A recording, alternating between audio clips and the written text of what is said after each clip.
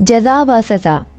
अल्लाह ताला ने मलकुल मौत से पूछा, तुझको किस बंदे की रूह कब्ज़ करते वक़्त कभी रहम आया? मलकुल मौत ने अर्ज़ किया, अल्लाह रब्बुल इज़्ज़त, मुझको 2 इंसानों की जान निकालने में बहुत दुख हुआ था। अगर तेरा हुक्म ना होता तो मैं हरगिज़ हरगिज़ इनकी जान ना निकालता। इरशाद हुआ, बताओ वो 2 लोग कौन थे?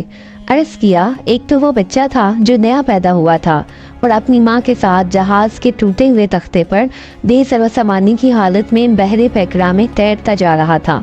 इस वक्त इस बच्चे का वाहिद सहारा तमाम कायनात में इसकी माँ थी, तो मुझे हुक्म हुआ कि इसकी माँ की रूह कब्ज़ कर ले। इस वक्त मुझे इस बच्चे पर बेहद रहम आया, क्योंकि इस बच्चे का इसकी माँ के सिवा कोई दूसरा खबरगीर ना था और भूखा प्यासा बच्चा अपनी माँ के दूध के लिए तरस रहा था। और बारी ताला दूसरा एक बादशाह था जिसने एक शहर कमाल आरज़ू से ऐसा बनवाया कि वैसा शहर दुनिया में कहीं नहीं था। जब वो शहर तैयार हो गया और बादशाह अपने शहर को देखने पहुंचा, तो जिस वक्त एक कदम इसका शहर के दरवाजे में था तो मुझे हुक्म हुआ कि इसकी जान कब्ज़ कर ले। इस वक्त मुझे बहुत रोना आया था कि वो बादशाह क्या कुछ हसरतें अपने दिल में ले गया होगा।